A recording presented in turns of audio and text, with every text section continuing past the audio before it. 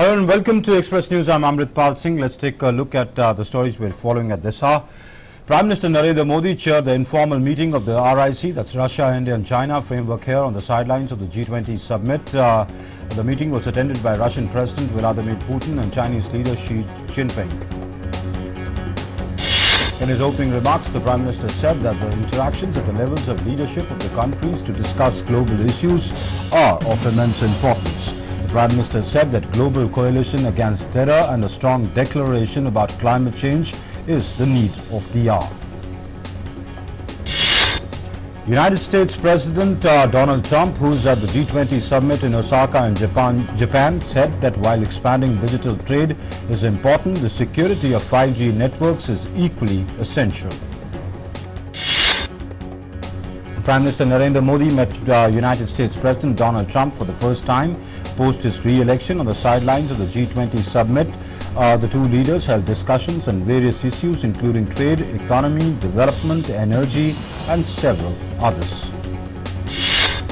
Prime Minister also participated in a JAY or a Japan-America-India trilateral meeting. The three leaders discussed improving connectivity and infrastructure in the Indo-Pacific region. Prime Minister Modi described JAY as coming together of three democracies. Extensive discussions on the Indo-Pacific region, improving connectivity and infrastructure development were held. Prime Minister Narendra Modi described JAY as coming together of three democracies. The first session of the G20 began today. World leaders gathered at the International Exhibition Center for traditional family photo of the G20. Issues relating to bruising US-China trade war, geopolitical tensions and climate change are high on the agenda this year. The first session of the G20 summit focused on digital economy, with majority of the world leaders supporting the expansion of digital trade, open markets and a free flow of data. Focus areas from India's perspective are corruption and fugitive economic offenders as well as tackling terrorism. Negotiations are on to include a strong paragraph on the issue of corruption in the Osaka Declaration. Japanese Prime Minister Shinzo Abe expressed pleasure in hosting G20 summit in the Reiwa era. Speaking at the informal meeting, he urged leaders to work with the spirit of Osaka, which is progressive. Chinese President Xi Jinping has urged members not to remain secluded while developing one's country. He also said that there was a need to fully accommodate the difficulties faced by developing countries to avoid new divide. The first multilateral meet on the sidelines of the G20 summit that Prime Minister Modi participated in was the BRICS informal summit.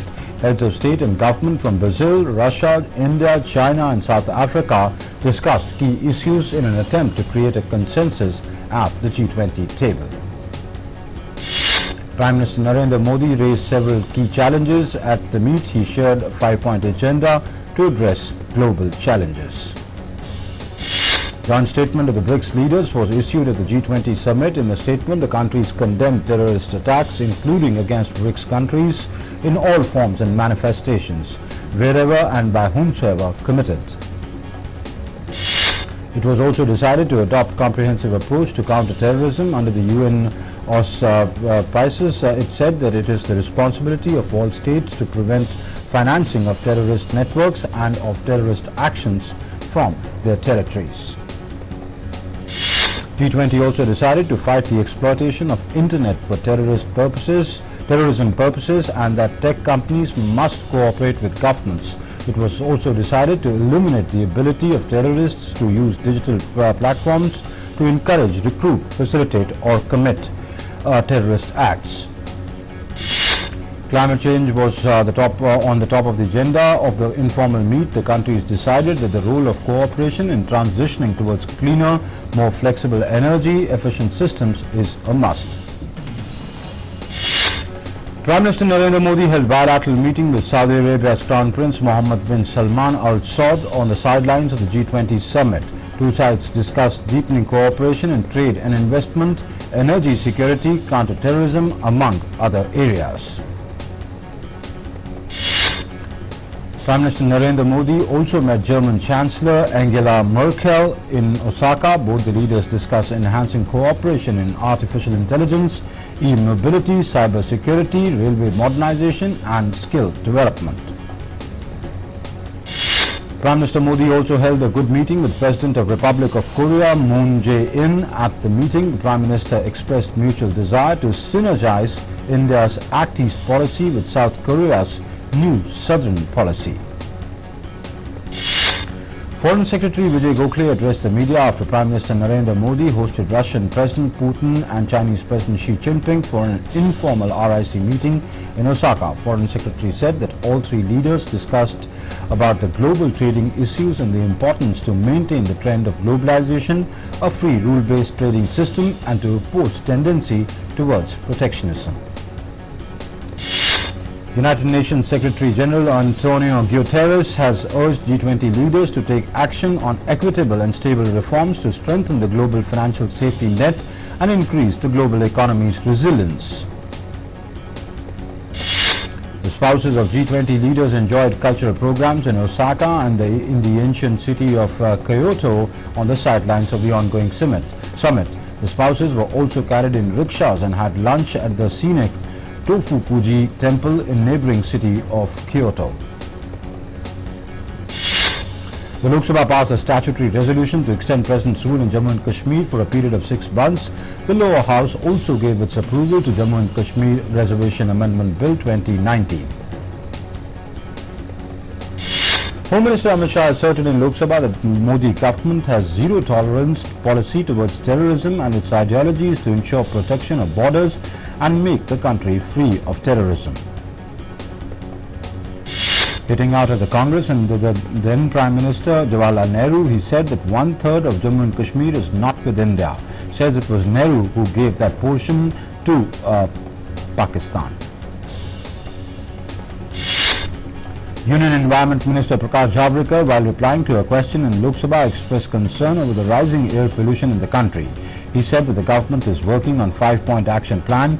He told the House that all CMs of states will be invited to discuss prevention measures to curb pollution. The upper house condemned the casteist remark made by West Bengal Chief Minister Mamata Banerjee on school children. BJP MP Rakesh Sinha condemned the comment and said that these type of comments can lead to a situation of caste discrimination in the country. Union Minister Babul Supriyo also criticized Mamata Banerjee on her remarks. He said that amid political violence going on in West Bengal region, religion-based remarks don't suit a chief minister of any state. In Jammu and Kashmir, one terrorist was gunned down today during an encounter between terrorists and joint team of security forces in central Kashmir's Kralpura area of the Budgam district this morning.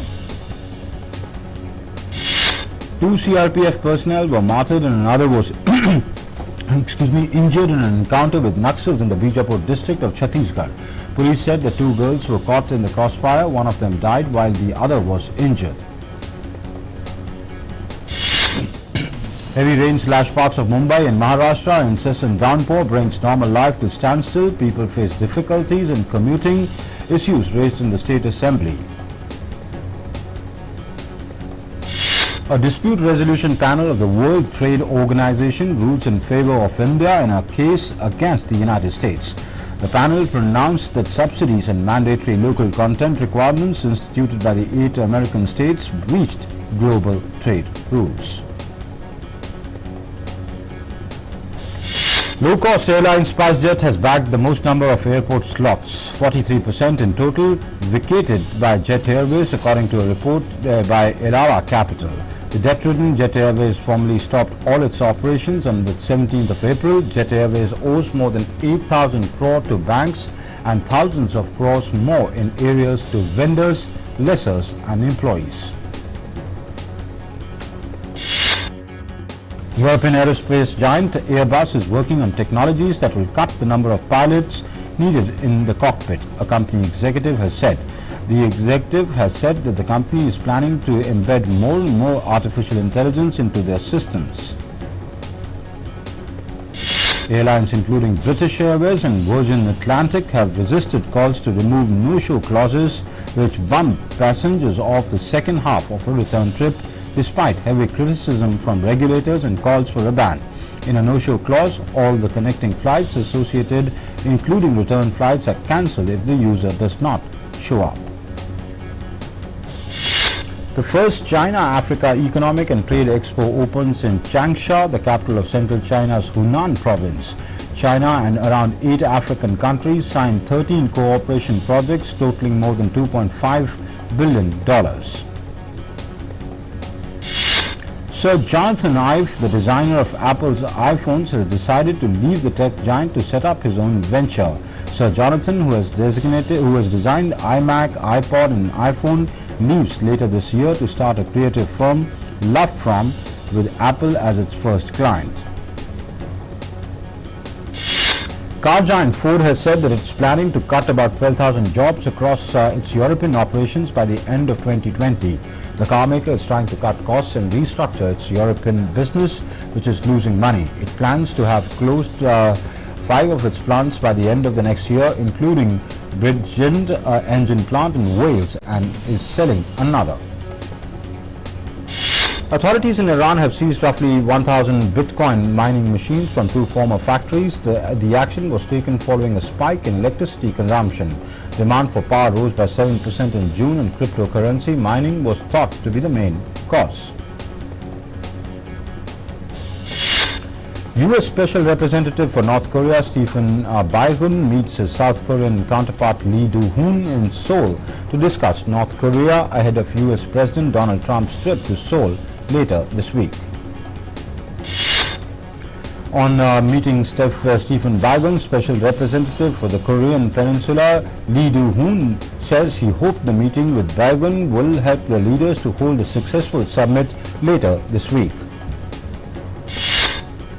The U.S. Supreme Court has blocked the Trump administration from adding a question on citizenship to the 2020 consensus for the time being. Chief Justice John Roberts joined the court's liberal justices, saying the administration did not provide adequate justification for the question. The United Nations and European Commission have called on Rome to end its standoff with migrant rescue boat. The Sea-Watch 3 reached the Italian island of Lampedusa with 42 rescued migrants. The vessel was blocked by Italian authorities 1 mile outside the port of Lampedusa. A 22-year-old man from sub-Saharan Africa and his 11-year-old brother have been evacuated from Sea-Watch 3 rescue ship on medical grounds. Over 40 migrants have been trapped on board the vessel for over 14 days now. United Nations General Assembly President Maria Fernanda warns the international community against the negative role of social media in spreading hate speech. Says the role of social media in spreading hate speech and anti-Semitism. The European Union's decision to prolong economic sanctions against Russia until January 31, 2020 has been published in the official journal of the European Union. The Council of the European Union had yesterday decided to prolong restrictions for 6 months. A New York-based Human Rights Watch has said that the Western donors must ensure that humanitarian aid and in any future reconstruction assistance in Syria does not fuel repression or benefit cronies of President Bashar al-Assad. Australian Prime Minister Scott Morrison has said that they are yet to establish whereabouts of an Australian man missing in North Korea for several days whose were detained in North Korea. The family of Eric Sigley had informed that they had not heard from the 29-year-old university student in Pyongyang, the North Korean capital, since Tuesday. In Kyrgyzstan, lawmakers have voted to lift the immunity of a former president, paving the way for a prosecution that could provoke political crisis in the Central Asian state. Prosecutors accuse 62-year-old Almazbek Atambayev of making illegal land purchases and of corruption. In Congo, at least 36 people have been killed in a copper and cobalt mine collapse in Lualaba, a province in southeast of the country. Unofficial mining is common in the region and people do it as means of making a living. 6 seconds of controlled explosions wipe out 2 pylons of an old bridge in the northern Italian city of Genoa, paving the way for a building. Engineers used some 550 kilograms of explosives to tear down 2 towers of the Morandi Bridge. A massive heat wave has gripped Western European countries and caused several heat warnings in several parts of Spain, where the weather is forecast to last till Sunday. As hot air from Africa travels north, Spain is sweltering under suffocating temperatures, which are even expected to reach 45 degrees Celsius in some regions of the country. In Turkey, a 17-year-old Algerian immigrant saves a toddler identified as Doha Mohammed after he saw her falling from a second-floor window. The baby has been taken to the hospital with life-threatening injuries. Zabat was working in a frame workshop on the same street, positioned himself underneath the second-floor apartment window and caught the girl before she hit the ground. In London, thousands of festival goers at Glastonbury march in a procession against climate change along with the protest group Extinction Rebellion. The revelers also formed Extinction Rebellion's hourglass symbol as a protest group joined forces with Glastonbury's long-time event partner Greenpeace in a call to join climate rebellion. Cuba's communist government issues a decree legalizing the country's independent movie industry in a move that could facilitate production, although critics said it fails to resolve issues of censorship and distribution. Until now, Cuba's independent filmmakers have to scramble to get their projects made due to the lack of legal recognition. Upbeat music can make tough exercises easier to do. Research led by Stock and published in the journal Psychology of Sport and Exercise shows that upbeat music can make HIIT workouts seem less difficult. Ophthalmologists say you should only buy lenses that provide at least 99 to 100% protection against both UVA and UVB rays. The lack of UV blocking protection around your eyes may cause skin cancer. Even better, look for shades that block 75 to 90% of visible light. Researchers say yoga can help people with Parkinson's disease decrease their symptoms of anxiety and depression. Parkinson's disease is a progressive neurological disorder.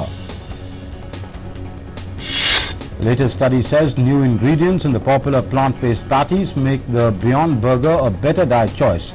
According to experts, substituting real meat with more fish and plant-based proteins like these burgers is a step in the right direction towards a healthier diet. Researchers say most young men with eating disorders are trying to build muscle and not lose weight. In an effort to build muscle, some teenage boys and young men engage in activities that are detrimental to their health. New research suggests genetic and psychiatric factors may play a big part in why some people feel compelled to keep tanning in the face of rising skin cancer rates. Study says most skin cancers are caused by exposure to ultraviolet UV rays in sunlight, and most common forms are basal cell and squamous cell tend to be found in body parts that are most exposed to sun, such as the face. A slight rise in temperature may increase the risk of malaria to hundreds of thousands in areas that are currently too cold for malaria parasites to complete their development, according to a study. Women who are exposed to high pollution levels in India are significantly higher risk of suffering from hypertension, warn researchers. Social media and the internet regularly could improve mental health among adults and help fend off serious psychological distress such as depression and anxiety, a study has found. If you think you're getting a healthy dose of winter sun from sitting in front of a warm sunny window, you are mistaken. The UV rays coming through the window can burn you, but unfortunately can't spark vitamin D production. Researchers say that with the 5 to the ratio of 2 diet, it's possible to lose weight. 5 to the 2 ratio diet is a popular version of intermittent fasting, where you eat a very low calorie diet, about 500 calories for 2 days each week, any 2 days. On the other 5 days, you eat as normal. Australian scientists have designed miniature video goggles that measure eye movement during vertigo, which can help diagnose the type of vertigo a person suffers. WhatsApp is reportedly testing a new feature that would allow its users to share their WhatsApp status with other apps such as Facebook, Instagram, Gmail or Google Photos. Instagram ads will soon infiltrate more places on the social network. Instagram shared an update that will bring ads to Expo section over the next few months. Facebook Inc. plans to remake the financial system with its cryptocurrency-based payments network. The social media giant's plan for Libra, the digital currency it's launching with a few dozen partners. Reports say Google has announced a new website with resources aimed at helping small businesses get started with Google products. The launch coincides with the International Small-Scale Business Day. Apple News launches candidate guide ahead of 2020 Democratic debates. The candidate guide offers readers one convenient place to find information on each candidate from a diverse set of news sources. NASA plans to fly a drone copter to Titan in search of building blocks of life. It's the only celestial body besides our planet known to have liquid rivers, lakes and seas on its surface, though these contain hydrocarbons like methane and ethane, not water. ICC World Cup, South Africa are playing for pride as Sri Lanka would like to win the game and keep the chances of qualifying for the semis alive. Batting first, Sri Lanka has given a target of South Africa to chase. Indian pacer Mohammad Shami says he only deserves all the credit for his remarkable turnaround as it was he who suffered for 18 months.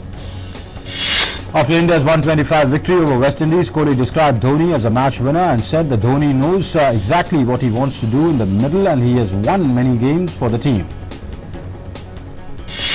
Former Indian captain Krish Srikanth has advocated playing Rishabh Pant at the number 4 position. Pant has been brought in as replacement for Shikhar Dhawan in World Cup squad but is yet to figure in any of the matches. West Indies pacer Kemar Roach believes that current batch of 14 players have a bright future as a team even after poor showing. Since beating Pakistan in their opener, Windies lost 5 of their next 6 matches to crash out of the World Cup. England's women have their sights set on ending the semi-final curse after a stunning strike by Lucy Bronze helped them get a 3-0 win over Norway quarterfinals and took them into the last 4 of the World Cup. Colombia will host the final of the 2020 Copa America that they are jointly hosting with Argentina. This competition has never before been hosted by 2 countries. It will be the second successive year that Copa America is played. The regional governing body CONMEBOL has decided to align the tournament with the European Championships to be played every 4 years and 2 years apart from the World Cup. Brazil reached the last 4 of the Copa Americas with a 4-3 penalty shootout win over Paraguay after their compelling quarter-final to Porto Alegre ended scoreless. Colombia head coach Carlos Queiroz said that there will be no tomorrow when his team confronts Chile in the Copa America quarterfinals on Friday. Colombia advanced to the knockout stage as the only team to have won all of their 3 group matches. Algeria stepped into the last 16 of the Africa Cup of Nations AFCON after achieving 1-0 win over Senegal in their second match of Group C. Champions League winners Liverpool have attracted Sepp van den Berg from PEC Zwolle. The 17-year-old defender finalized terms on a long-term contract with the Reds for a transfer fee of around €2 million, which could rise to €7 million, including bonuses. Chennai City FC have announced that they have received their prize money for winning the championship in 2018-2019. The club made the announcement 2 days after reminding the AIFF that they were yet to receive the prize money for becoming I-League champions. 15-year-old Corey Goff of the United States made history when she became the youngest player to qualify for the Wimbledon. Goff will also be the first 15-year-old to complete the main draw since Britain's Laura Robson in 2009. Bernie Ecclestone said that he would bring back refueling given all teams the same engine and introduce a third World Championship category to revive Formula One's flagging appeal. Ecclestone was F1's Formula One's commercial boss for more than 4 decades.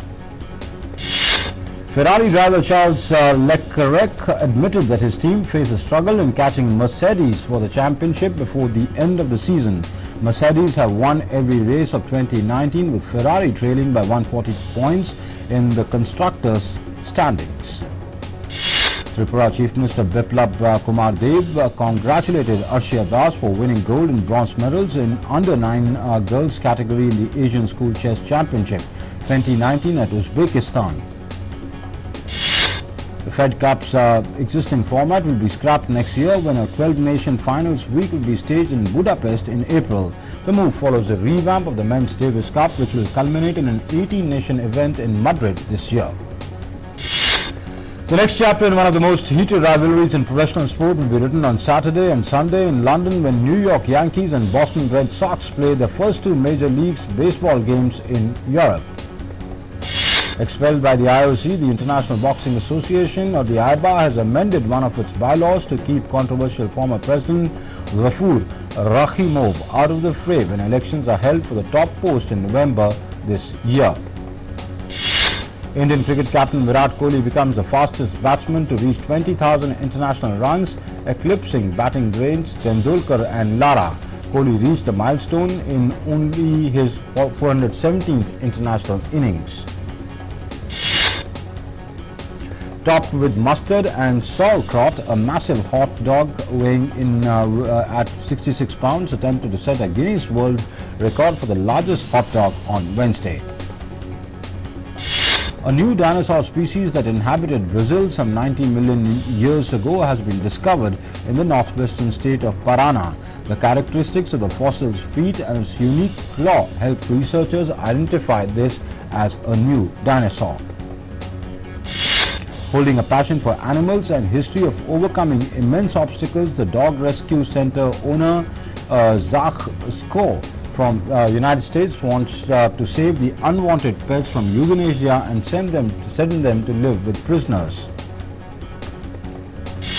A hillside in California's wine country has been brought to life with thousands of colorful solar-powered lights.